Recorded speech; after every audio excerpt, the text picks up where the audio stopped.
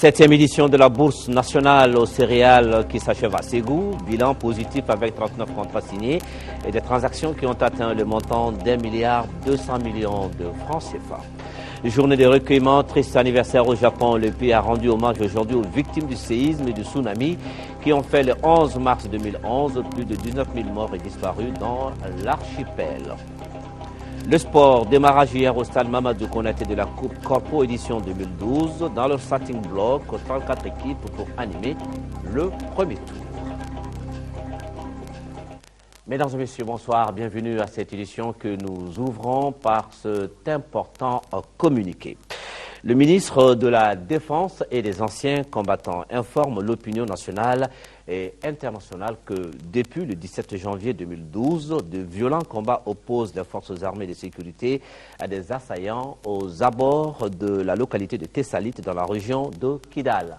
Les assaillants sont composés des combattants dits du mouvement national de libération de l'Azawad, MNLA, d'ACMI, d'Ansardine, des trafiquants de drogue et des renforts venus de divers horizons.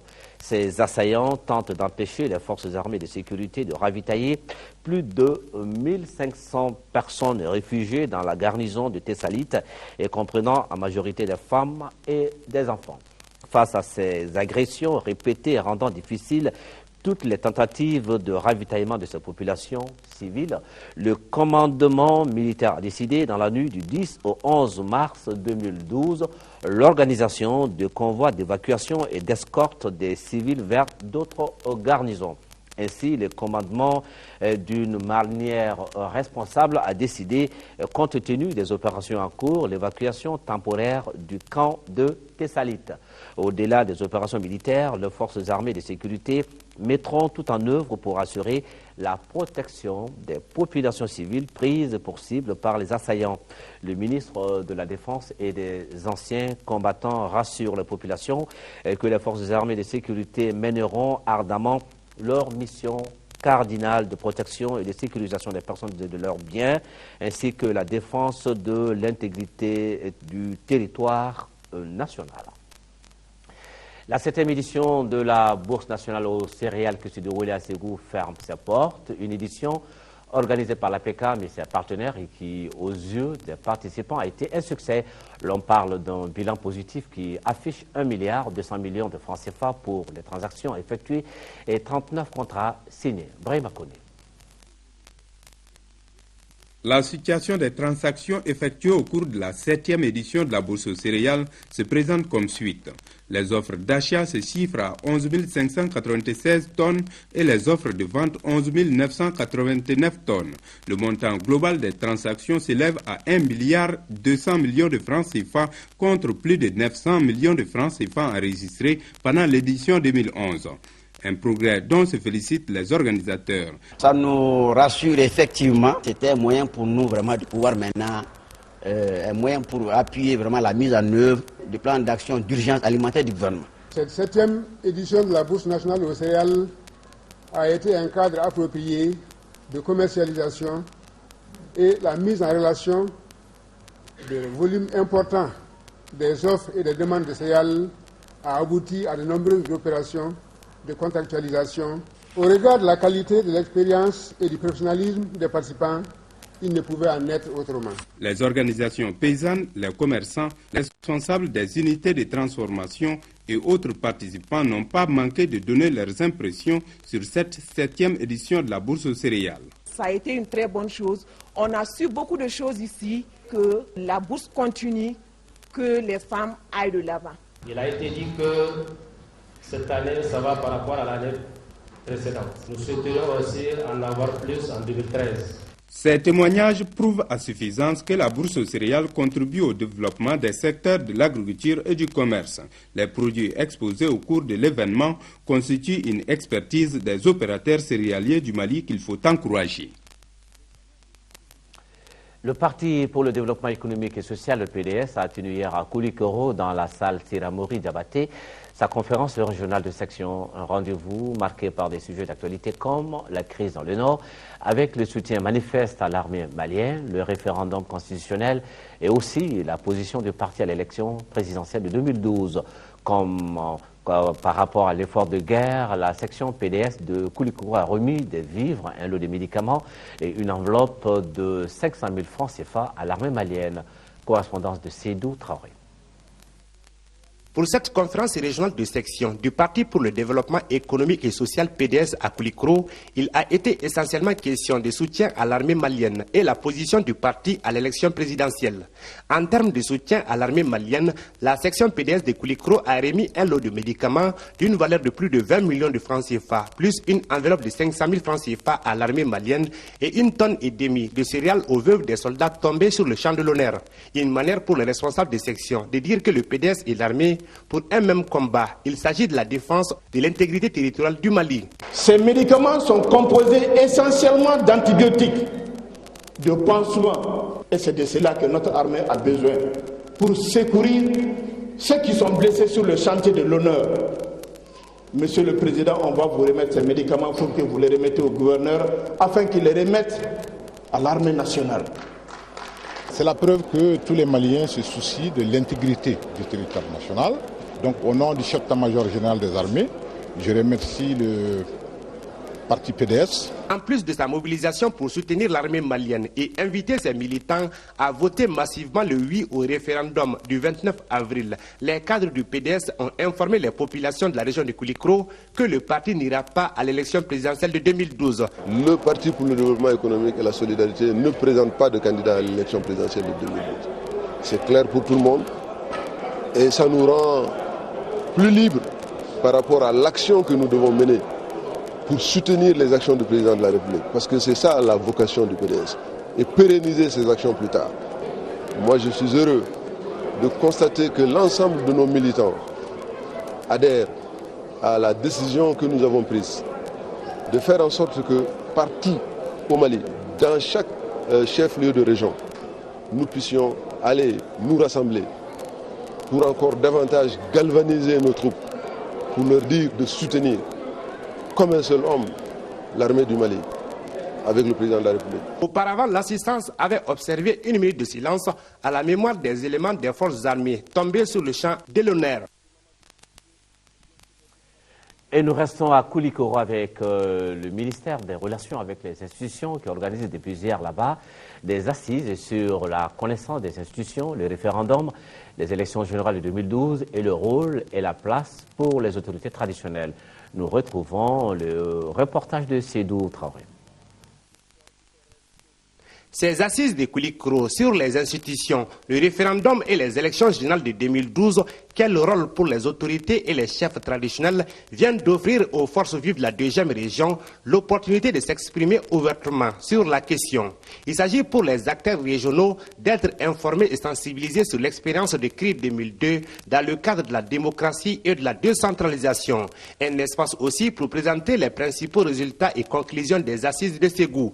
Il s'agit entre autres de poursuivre la dynamique ou l'exercice dans les régions de Kaï, Koulikoro et le district de Bamako, d'élaborer et de mettre en œuvre une politique de valorisation du rôle et de la place des autorités traditionnelles dans le cadre de la démocratie et de la décentralisation. Vous conviendrez avec nous que les autorités traditionnelles, chefs traditionnels sont en contact et relations directes quotidiennes avec les populations à la base.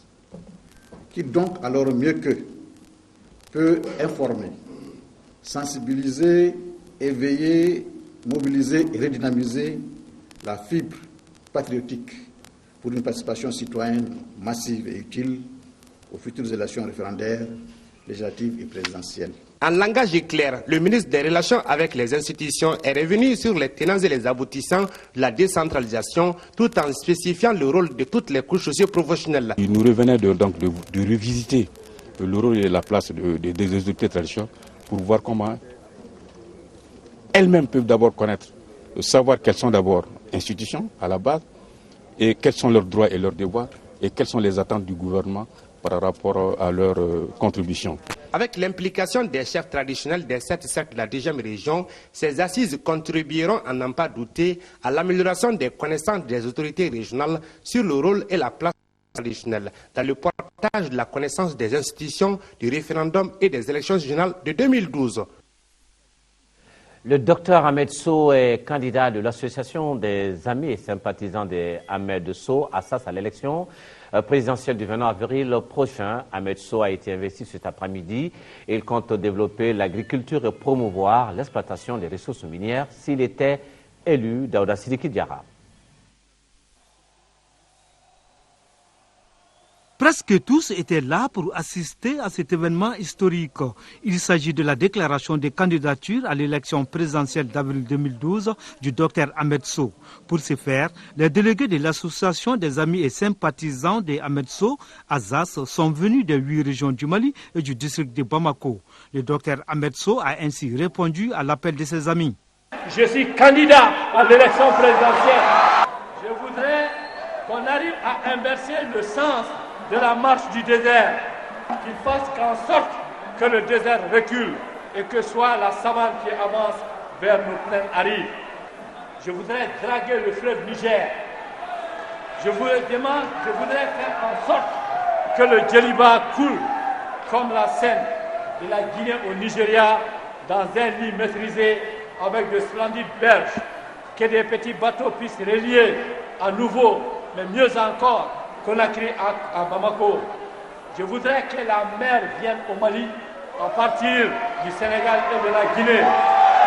Selon le président de l'Assas, il y a plusieurs raisons pour soutenir la candidature du docteur. Nous voulons aujourd'hui que vous preniez l'engagement devant le Mali, devant la jeunesse, devant les femmes, que vous pouvez aujourd'hui faire en sorte que la jeunesse progresse et que le Mali se développe. Nous avons rencontré les jeunes qui sont venus de partout le Mali. Nous avons voyagé, nous avons rencontré les Maliens, les paysans, les agriculteurs, les éleveurs. Nous avons écouté tout le monde. Nous avons trouvé que les gens aiment très bien Ahmed Sow. C'est l'homme de la situation. La microfinance au profit des femmes, la santé, l'éducation, la formation des jeunes sont entre autres défis que les candidats entendent relever s'il est élu. Il a invité ses amis et sympathisants à sortir massivement le jour du vote pour aller accomplir leurs devoirs civiques afin que la victoire soit de son côté le 21 avril prochain.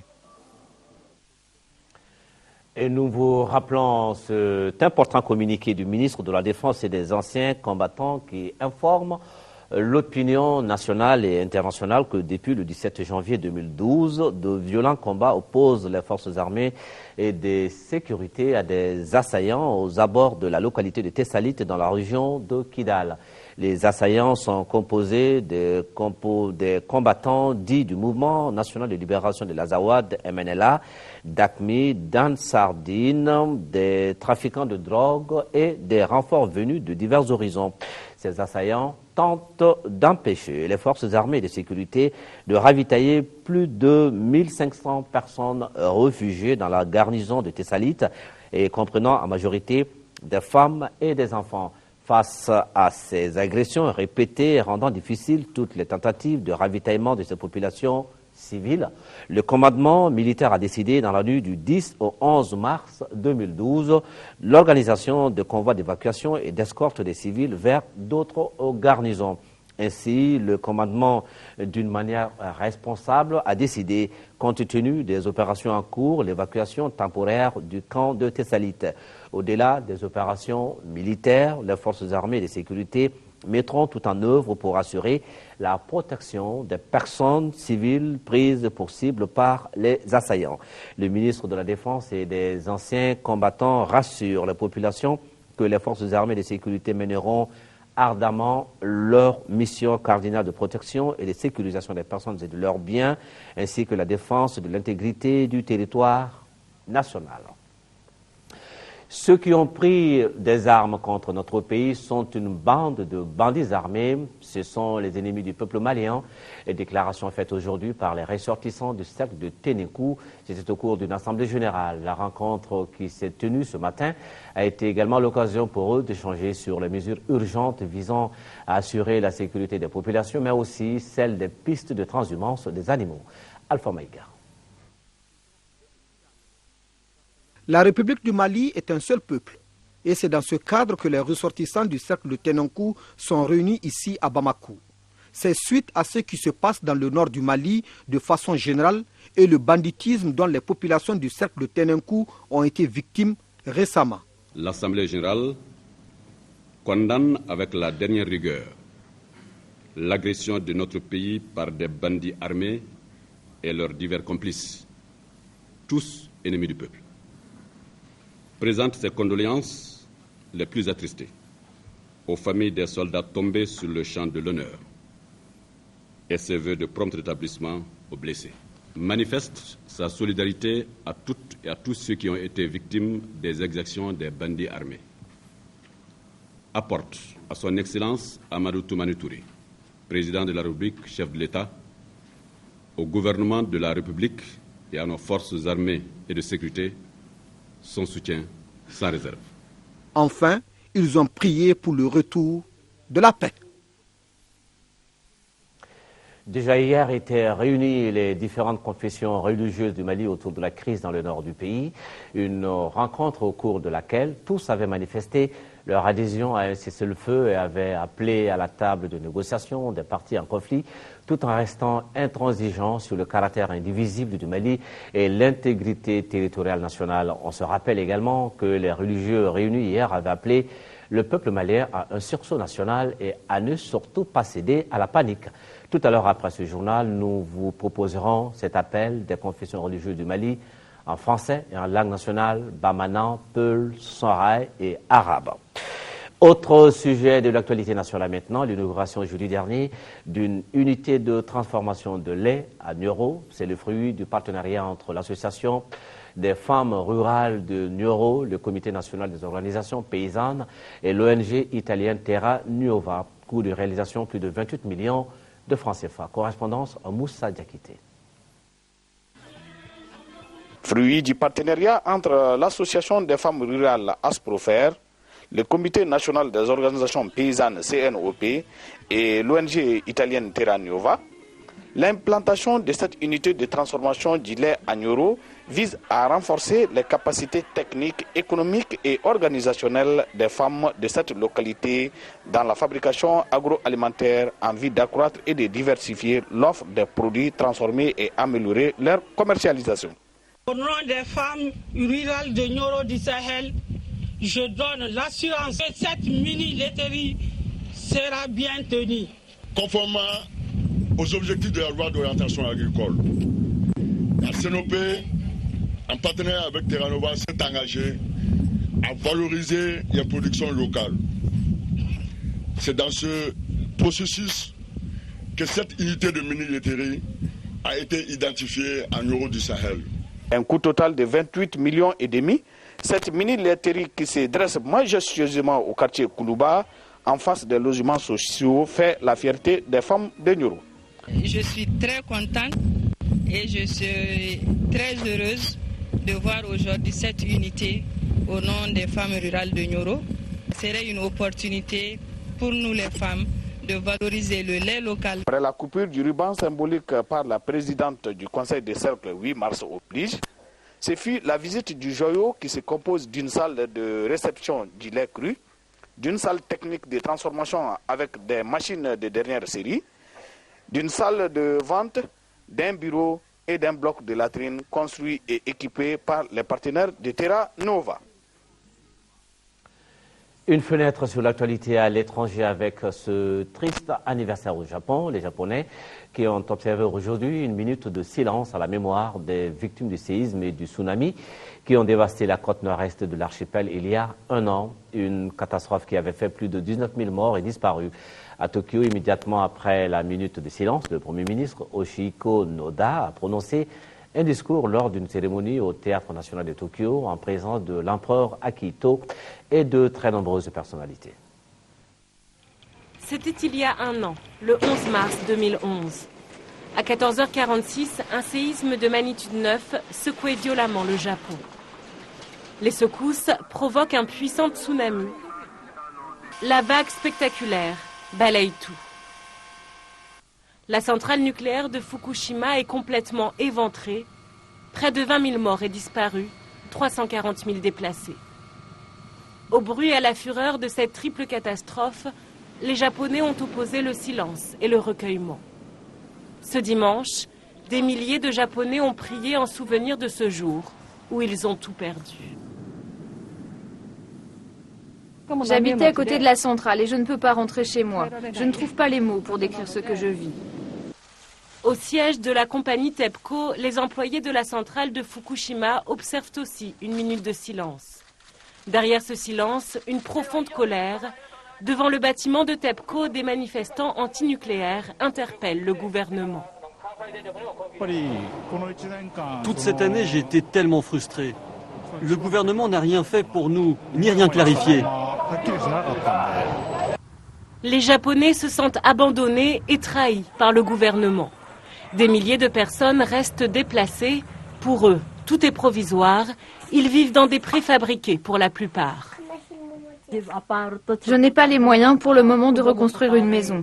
Mais la prochaine fois, je construirai en hauteur. Je ne veux plus vivre près de la mer. Un an après le séisme, les cicatrices sont toujours visibles. Une chose est sûre, la reconstruction prendra du temps. Nous voyons maintenant d'autres faits marquants à travers le monde, en bref et en images. Kofi Annan poursuit sa visite en Syrie. Dimanche, l'émissaire de l'ONU et de la Ligue arabe a de nouveau rencontré Bachar al-Assad. Kofi Annan reste optimiste. Il a présenté au président syrien une série de propositions concrètes pour mettre fin aux violences. En attendant, la province d'Idlib est toujours sous le feu de l'armée régulière. La journée de samedi a été sanglante, 90 morts dans tout le pays, selon l'Observatoire syrien des droits de l'homme. Au moins 13 personnes sont mortes et une trentaine ont été blessées dans un attentat suicide près de Peshawar, au Pakistan. Un kamikaze s'est fait exploser lors de funérailles dans cette ville du nord-ouest du pays. Pas de revendication pour le moment. En 4 ans, près de 5000 Pakistanais ont été tués dans des attentats perpétrés en majorité par des talibans. La contestation s'essouffle en Russie. Samedi, seulement 10 à 25 000 opposants ont manifesté à Moscou. Un chiffre bien modeste comparé au rassemblement de janvier-février où l'opposition réunissait parfois jusqu'à 120 000 personnes dans la capitale russe. Les opposants réclament toujours des réformes et dénoncent des fraudes lors de l'élection de Vladimir Poutine le 4 mars. Mais ils proposent peu et samedi, les dissensions des anti-Poutine sont apparues au grand jour. Les nationalistes ont quitté la manifestation car ils n'ont pas pu s'exprimer à la tribune. Le monde de la bande dessinée vient de perdre l'un de ses membres les plus illustres, le français Jean Giraud, plus connu sous le pseudo de Mobius. Le dessinateur a succombé ce week-end à une longue maladie à l'âge de 73 ans. Parmi ses personnages célèbres, le lieutenant Blueberry, roi du western, et Lincal, un être au super pouvoir. Mobius a aussi beaucoup collaboré avec le cinéma, notamment pour Alien de Ridley Scott. Sport, foot, c'est parti hier samedi au stade Mamadou Konaté pour la Coupe Corpo 2012. Une 5e édition qui opposera 34 équipes au premier tour. Ce tournoi va durer 2 mois et la grande finale est prévue pour le 1er mai prochain. Abdul Karim Kaba. L'unité, la cohésion et l'entente entre les travailleurs sont entre autres objectifs de la Coupe corporative organisée par l'Union nationale des travailleurs du Mali, UNTM. Pour cette 5e édition, 34 équipes sont engagées. 2 mois durant, ces services vont se côtoyer, dans la joie et dans les fair play, sur le terrain aussi bien que dans les gradins. Nous allons découvrir à travers le sport d'immenses ressources et des forces nouvelles pour affronter cette épreuve nationale. Vous aussi, 34 équipes engagées, vous ne ferez pas d'amalgame, vous taperez dans le ballon de l'unité. C'est le message que vous donnerez à notre peuple. Pour le match d'ouverture, la gendarmerie en bleu est face à l'hôtel Laïko. La gendarmerie participe pour la première fois à cette coupe et c'est là comme invité. Le bleu de la gendarmerie gagne par 3 buts à 1. 2 buts marqués par Badjan Demia contre son camp à la 14e minute, Kassim Traoré à la 41e minute et Lassine Soumaoro sur penalty à la 53e minute de jeu. L'unique but de l'hôtel Laïko a été marqué par Modibo Traoré dans les arrêts de jeu. Pour cette édition, les organisateurs entendent consolider les acquis des 4 premières éditions. Au sein de l'IANTEM, on a vu que la coupe, comme j'ai tout le temps eu à le dire dans les autres éditions, ça rapproche les travailleurs et ça c'est un grand acquis qu'on a. On a vu que le sport c'est vraiment, surtout le football, comme sport de masse, c'est un sport qui rapproche beaucoup les gens. Donc quand tu organises ça au niveau des entreprises, au niveau des services, ça ne fera que renforcer les liens déjà qui existent entre les gens. Qui succédera à l'ANP, vainqueur de l'édition 2011 de la Coupe Corpo? La réponse sera connue le 1er mai prochain. Et nous rappelons ce communiqué avant de boucler notre journal. Le ministre de la Défense et des anciens combattants informe l'opinion nationale et internationale que depuis le 17 janvier 2012, de violents combats opposent les forces armées et de sécurité à des assaillants aux abords de la localité de Tessalit dans la région de Kidal. Les assaillants sont composés des combattants dits du mouvement national de libération de l'Azawad, MNLA, d'ACMI, d'Ansardine, des trafiquants de drogue et des renforts venus de divers horizons. Ces assaillants tentent d'empêcher les forces armées de sécurité de ravitailler plus de 1500 personnes réfugiées dans la garnison de Tessalit et comprenant en majorité des femmes et des enfants. Face à ces agressions répétées rendant difficiles toutes les tentatives de ravitaillement de ces populations civiles, le commandement militaire a décidé dans la nuit du 10 au 11 mars 2012 l'organisation de convois d'évacuation et d'escorte des civils vers d'autres garnisons. Ainsi, le commandement, d'une manière responsable, a décidé, compte tenu des opérations en cours, l'évacuation temporaire du camp de Tessalit. Au-delà des opérations militaires, les forces armées de sécurité mettront tout en œuvre pour assurer la protection des populations civiles prises pour cible par les assaillants. Le ministre de la Défense et des anciens combattants rassure les populations que les forces armées de sécurité mèneront ardemment leur mission cardinale de protection et de sécurisation des personnes et de leurs biens, ainsi que la défense de l'intégrité du territoire national. Et puis, rendez-vous à retenir ce soir, l'émission Questions d'actualité reçoit ce soir le recteur de l'Université des sciences juridiques et politiques, le professeur Salif Berté. Il sera essentiellement question du boycott des cours par les étudiants de la dite université, mais aussi des mesures envisagées ou envisageables pour une sortie de crise. Question d'actualité, c'est aux alentours de 21h30 en direct et c'est avec Niaza Koulibaly. Tout à l'heure, l'info du temps dans la page météo avec Abdoulaye Keita pour le journal. Demain, 10h, 13h, vous serez avec Deïssi Soko, 18h, 20h, Sierra Batili. Merci, excellente fin de soirée.